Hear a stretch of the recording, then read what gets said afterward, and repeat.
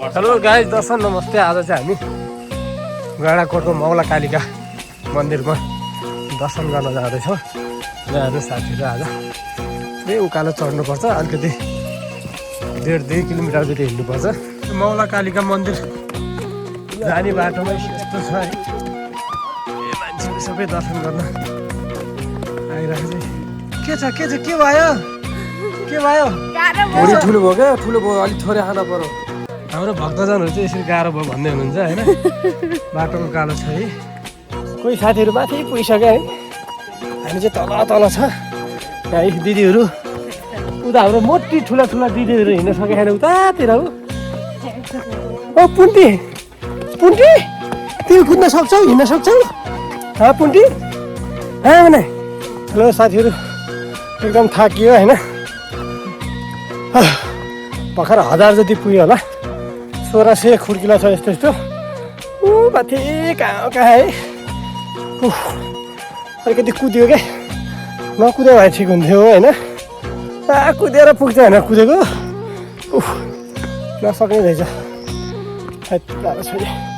साथीहरू माथि पुगिसक्यो, आफू चाहिँ यतितिर छु गाइस। आज चाहिँ मेरो मौला कालिका दर्शन हुनेछ है। तपाईँहरू पनि आउन सक्नुहुन्छ। सानो तलदेखि माथिसम्म 1600 खुड्किला छ। बोल्न पनि सकिरहेको छैन क्या साथी। जङ्गल बिहान हिँड्न चाहिँ मजा छ है यो ठाउँमा। कति अस्तिन्छ है कुदेर बनाएको। के भयो थाक्यो?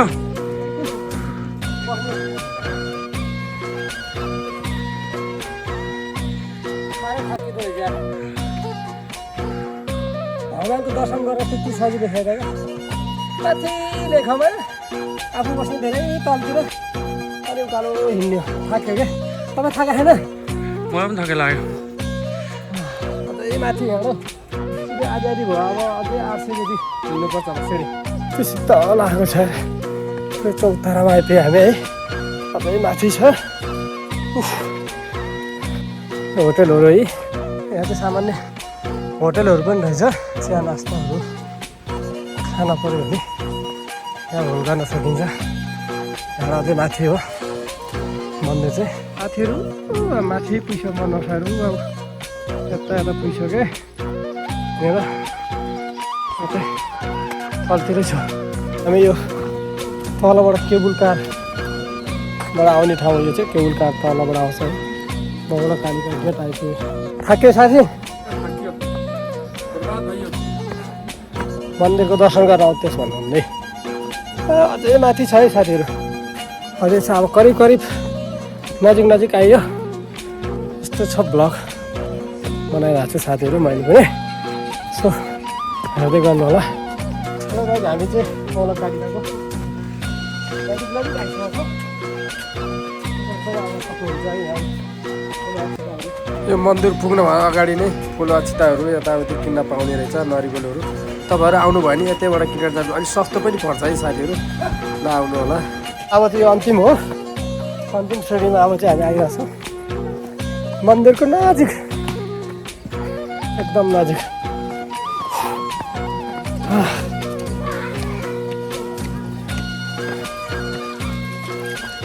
फाइनली हामी चाहिँ ठ्याक्क मन्दिर आइपुग्यो है साथीहरू।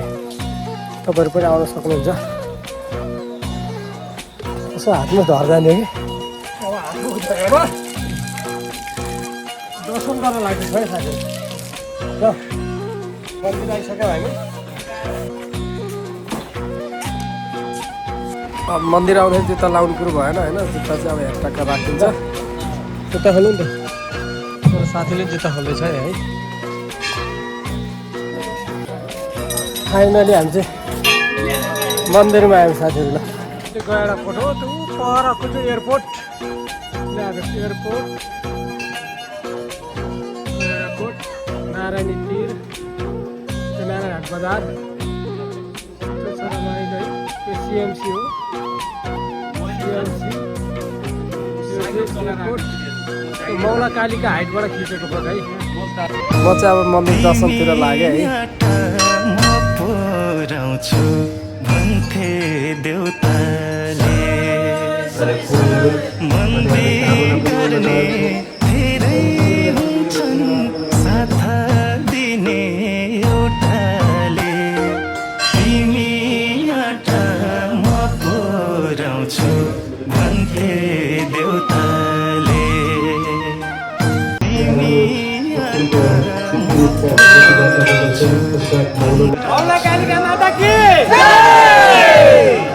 हेलो गाइज म चाहिँ अब दर्शन गरेर फर्किन्छु पुरै तल जानुपर्छ होइन हाम्रो बाजार के छ हेलो राजा आइज भाइ आइज भाइ भनेको पनि मानेन हामी चाहिँ अब तलतिर झऱ्यो भाइ साथीहरू ल तपाईँहरू पनि मौला कालीको दर्शन गर्न आउन सक्नुहुन्छ र म चाहिँ झरेको ओह्रालो है पुरै ओह्रालो झर्ने हो है हामी जति पनि मन्दिर दर्शन गर्न आउने साथीभाइहरू हामी सबैजना चाहिँ अहिले चाहिँ फोटो सेसन गर्दैछौँ सानो फोटो सम्झना पनि रहन्छ है हेलो गाइज हामी फर्किँदैछौँ हामीले दर्शन मौला कालीको कस्तो भयो आजको दर्शन कस्तो भयो त अहिले कसले के मागे म चाहिँ बुढीसँग कहिले झगडा गरिदिनु भनेर मागेको छु है